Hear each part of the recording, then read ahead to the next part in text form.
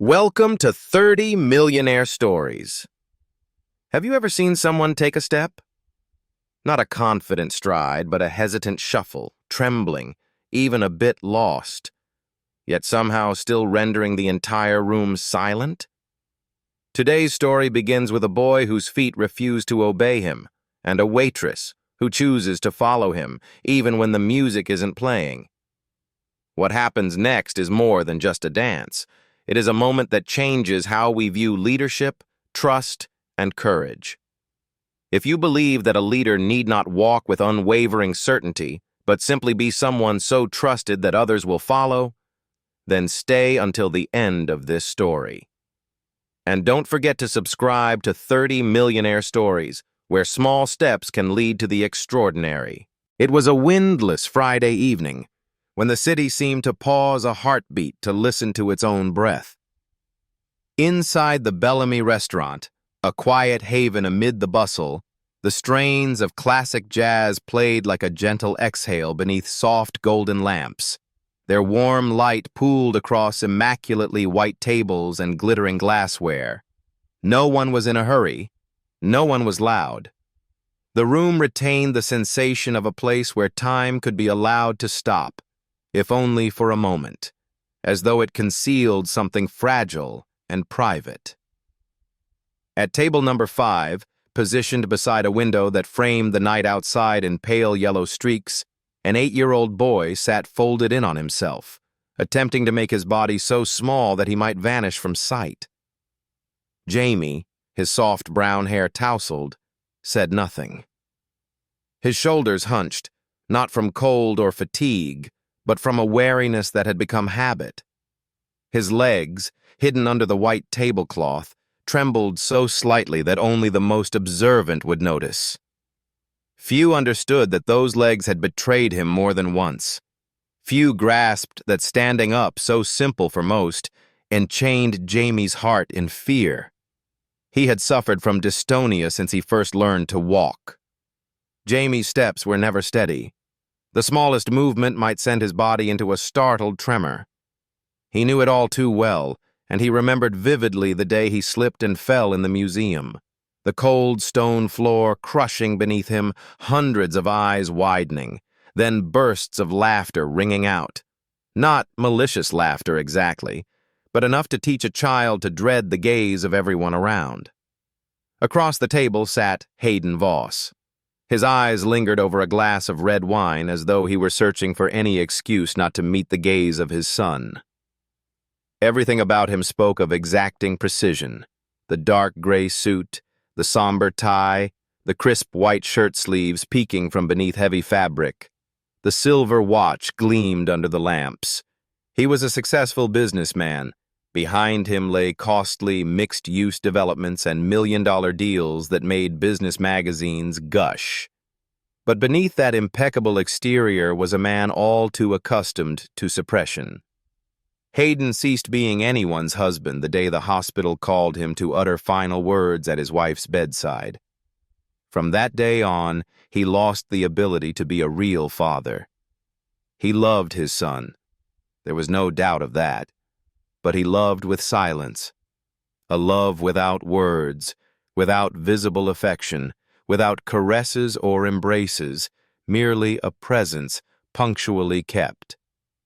He arranged everything so Jamie would have no worries, but in doing so, he forgot that there are things a child needs which cannot be bought, scheduled, or sheltered. He chose table number 5 because it was discreet, away from the stage, near the emergency exit. A safe position, both literally and figuratively. Because there, Jamie would not be stared at, and he would not have to face the unease within himself. Jamie did not touch his food. He held the knife and fork like ornaments, not utensils. His eyes were not fixed on the plate, nor did they wander the room. Instead, he quietly watched one person, a waitress. The young woman looked about 27, slender, her brown hair neatly twisted at the nape of her neck, wearing a simple black and white uniform so immaculately clean and well-fitted that she stood out effortlessly. She moved gracefully between the tables, carrying trays of drinks as though dancing. Not with forced elegance, but with the soft ease of someone accustomed to the stage lights. Jamie noticed this, for he possessed a strange memory of motion. To him, people usually moved too quickly, too chaotically. But she, the woman, moved as if waiting for his breath to catch up. Her steps were neither rushed nor disjointed.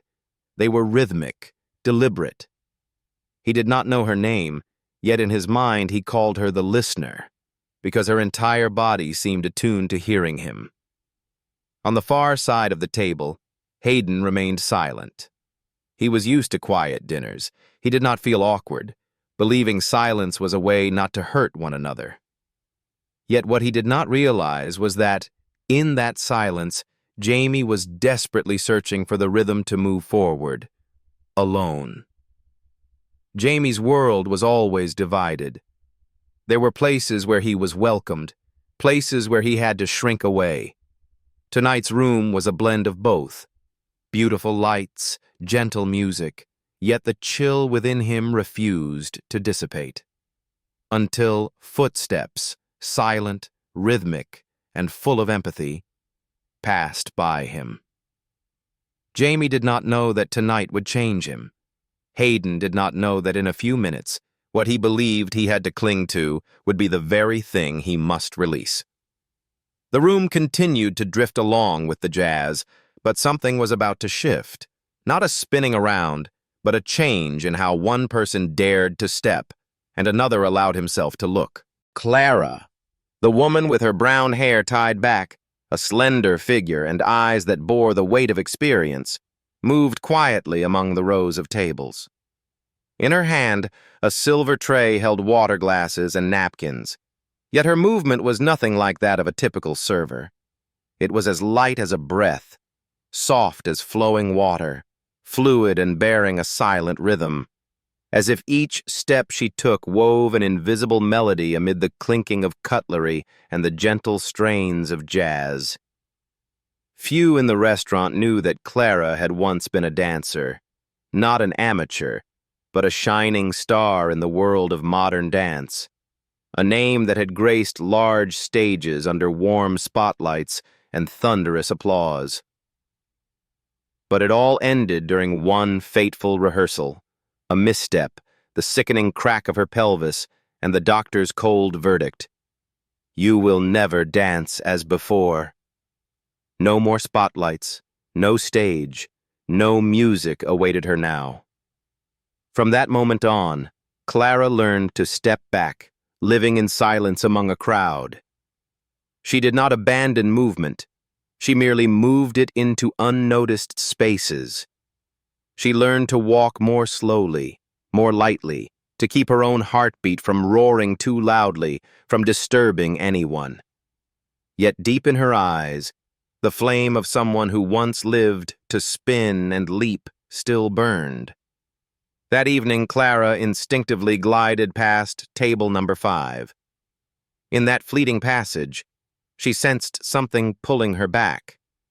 Not a stare, not a call, but the feeling of someone listening to her footsteps as though they were a wordless song. Jamie, an 8-year-old boy with wide, hesitant eyes, sat there, his hands resting on his lap, his gaze fixed on Clara without blinking. But he did not watch like a curious child. He observed like an artist, someone striving to hear the silent melody in every step. Clara continued on, but the boy tilted his head slightly, as if to capture that moment forever. Then, a question escaped his lips, soft as a breath, yet enough to touch her heart. Do you still dance? Clara stopped in her tracks. The silver tray in her hand tilted ever so slightly, yet her eyes softened. She looked at Jamie, not as one looks at a customer, but as someone who understood something broken that had never truly vanished. Her voice was low and warm, like a deep note in the symphony that was once her life. Only when someone is brave enough to lead. Those words felt like a bolt of electricity to Jamie. He did not react immediately. Yet beneath the tablecloth, his small hands clenched the edge of his chair. He did not think. He did not calculate. Nor did he weigh right and wrong. He only felt that something inside him stirred, a desire no longer able to be hidden. Jamie stood up. No warning, no fanfare. His legs shook with each step, as though he was torn between reason and instinct. His small frame swayed, leaning forward, then finding balance again. Every muscle in him tightened, as if holding the world at bay. But he did not fall. For the first time in a long while, he did not stumble. Clara did not cry out. She did not step forward to catch him.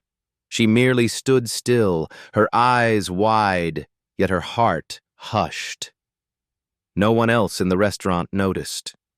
The world seemed to hold its breath, waiting to see what would unfold. Jamie reached out his hand. That small hand, trembling slightly, but open. An unspoken invitation. No introductory music. No stage lights. Just a child with unsteady legs inviting a dancer who had stepped away to take the next step. Clara did not hesitate, not even for a heartbeat. She gently placed the tray on the nearby table. Her hand, once accustomed to clinging to the rigging while dancing under bright lights, now reached to touch Jamie's, a gentle touch, but enough to change everything. The room still pulsed with jazz. Other tables continued to converse, cutlery still tapped against glasses. Yet in that small corner, a dance was beginning, not with dramatic turns, but with trust. A boy who dared to stand, and a woman who chose to follow that rhythm, not for a stage, not for an audience, but because their hearts heard something others could not. Neither of them knew that this moment, just a few trembling steps and one clasped hand, would alter everything. A gentle waltz swelled, its soft melody drifting through Bellamy's as if a thin mist embracing each glass and flickering candle. The piano's notes, no longer lively, eased into a slower pace, as though hesitant before what was unfolding. Against that musical backdrop, amid curious gazes that quieted to stillness, Jamie began to step. The 8-year-old boy, whose legs had so often betrayed him, was trying once more. His steps were uneven, his knees buckled, each footfall wobbled as if he might collapse at any moment. But he did not falter. There was no complaint, no plea for help, only those uncertain steps, slow, trembling, yet resolute. Clara, the woman who once wove motion with every fiber of her being upon grand stages, followed him, not to lead, not to correct. She merely accompanied. She did not place a hand on his shoulder to adjust his posture. She did not push to steady him. She simply watched and walked alongside, as if Jamie's every awkward movement was an essential part of this dance. There was no wrong, only a choreography rewritten to the heartbeat of a small boy. Nearby, a dancing couple paused. The woman's hand flew to her chest as though to contain the stirring emotion. A waiter halted mid-pour, glass held aloft. The pianist, a man who had sat at these keys for 15 years, slowed his fingers, each note falling gently, as though he feared shattering the fragile moment. The room went silent.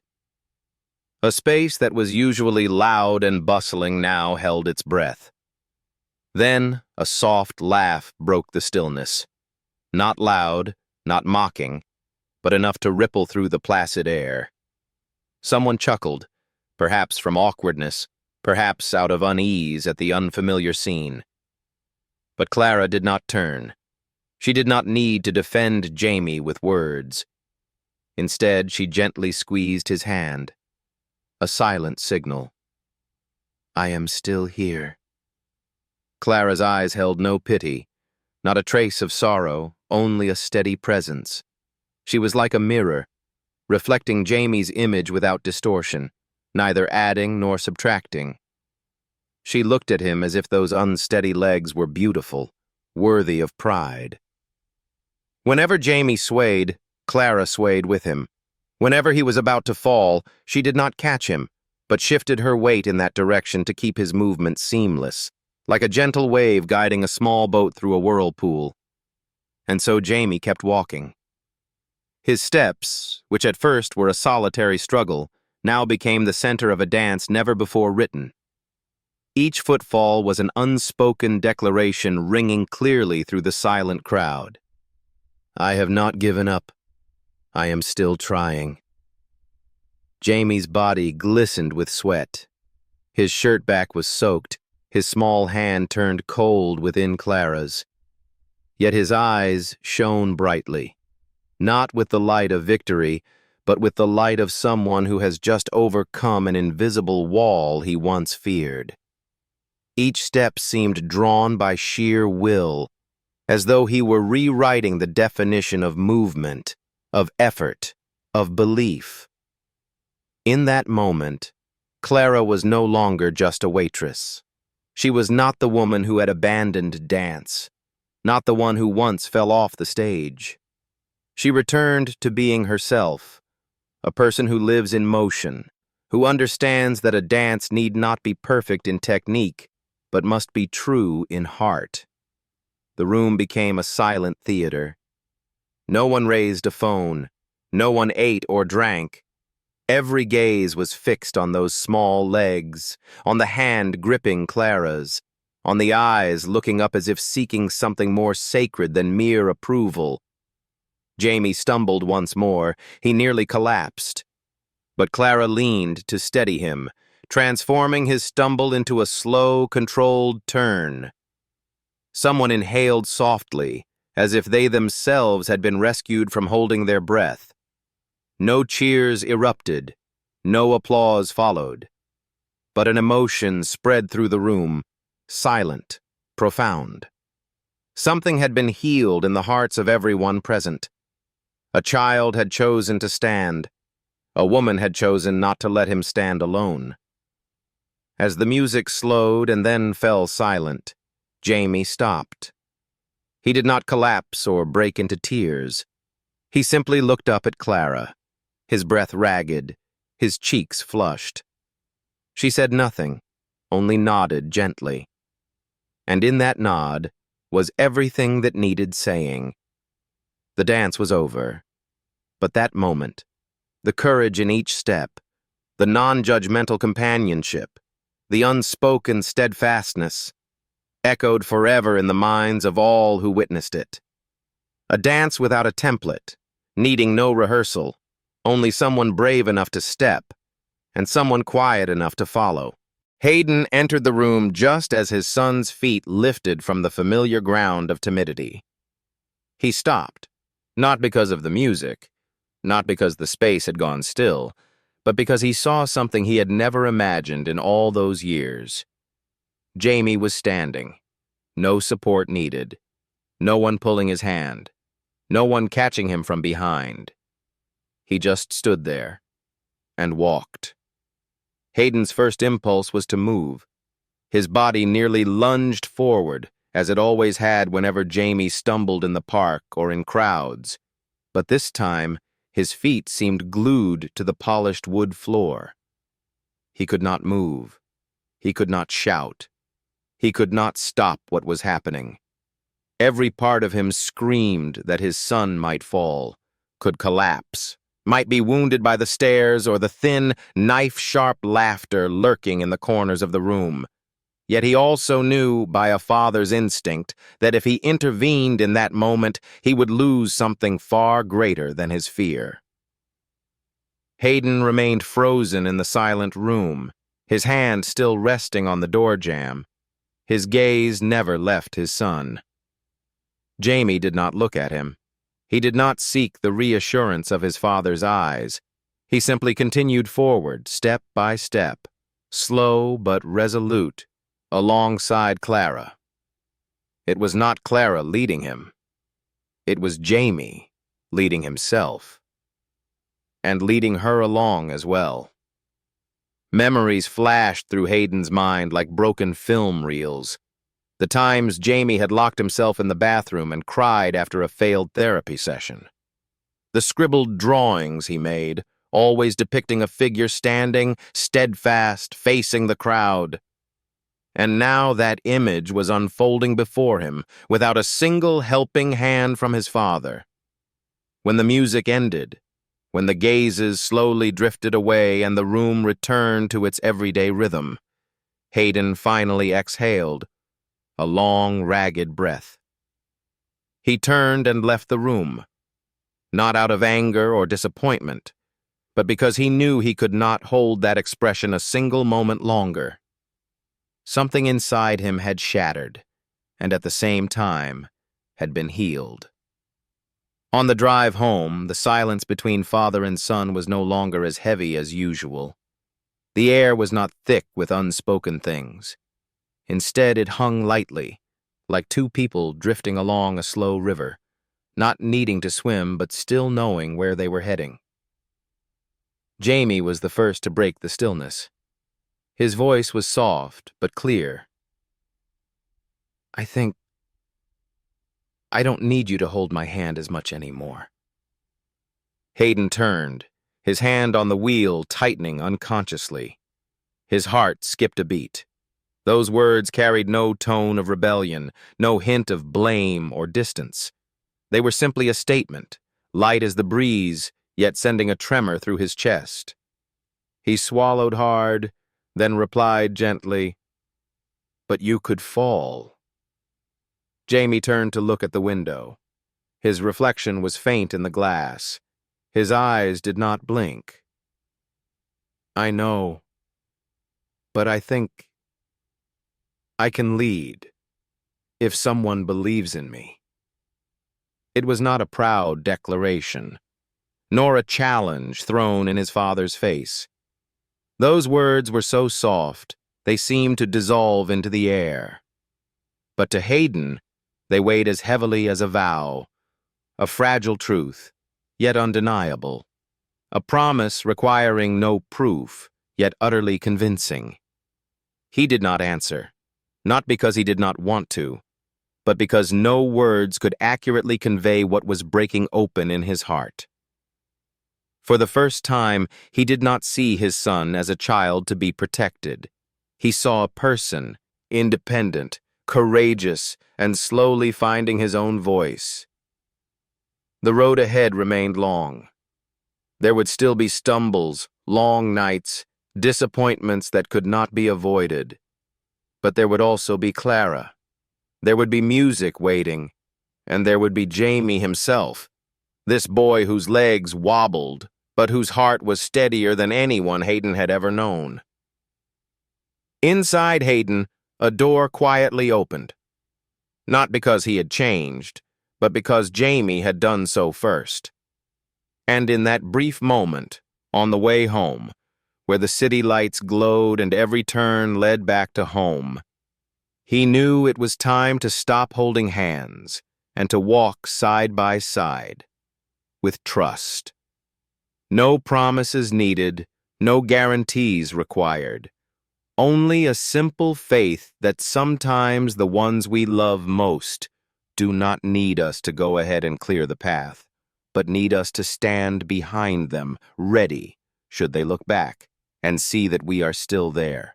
The next morning, while the dawn mist still clung to the trees outside the Bellamy restaurant's windows, Hayden Voss entered, his steps heavy as if carrying the weight of a sleepless night. The crisp morning air did nothing to ease the tension in his chest. He was not looking for a meal, nor did he seek conversation. He came only for an answer, and Clara was the one who held it. Clara was wiping down table 3, the same table where, the night before, an elderly couple had lingered longest after the music stopped. She looked up as Hayden approached, her expression calm, her eyes showing no surprise. He stopped, not wasting words or offering polite greetings as other patrons might. His voice was low, restrained, like a father still wrestling between love and fear. "Aren't you afraid that he'll fall, that everyone will laugh?" That question wasn't just for Clara. It seemed directed at himself. He who had spent years holding his son's hand tightly, fearful the world was too vast, too cruel. He searched her eyes, hoping to see some sign of worry or regret, but all he saw was an extraordinary composure. Clara set down her cloth, her hands still damp. She stood upright, refusing to look away. Her voice was soft as a breath, yet precise, like a drum beat in the silence. "I'm not afraid he'll fall. I'm only afraid no one will walk with him." Those words fell into the space like a declaration. They silenced Hayden's objections. Deep down he knew that falling was only part of the journey. What mattered more was that his son be given the chance to be guided, to rise again, to be trusted, to be seen not with pity, but with respect. Time passed. As winter yielded to the gentle rays of early spring, the town held its traditional festival, drawing people to the square to celebrate the new season. Small tents rose, flags fluttered in the breeze, and children's laughter echoed through the air. In that joyous atmosphere, a brief announcement came from the organizers, a special opening act, the Springtime Steps. Jamie was invited onto the stage. There was no band, no dance partner. Only he stood amidst the lights and the crowd, his small legs, which had failed him so many times, now planted on the wooden stage floor, as if weighing the trust he was being offered. His eyes sought a corner where Hayden stood at the edge of the crowd, silently watching. He did not smile, but neither did he tremble. There was something steady in his posture, a kind of growth that needed no proclamation. He took his first step, not to music, not in perfect rhythm, but carrying something else, truth. Each step was an affirmation, not that he was cured or perfect, but that he had learned not to stop. And then, as if courage could be contagious, a small child stepped forward from the rows of seats onto the stage. Then another. A middle-aged woman with careful steps, an old man leaning on his cane. None of them danced in time. None of them looked professional. But they all walked, following Jamie.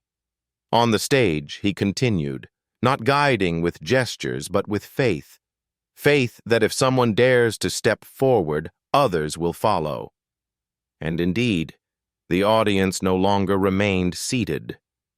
They stood up, not out of curiosity, but moved by emotion.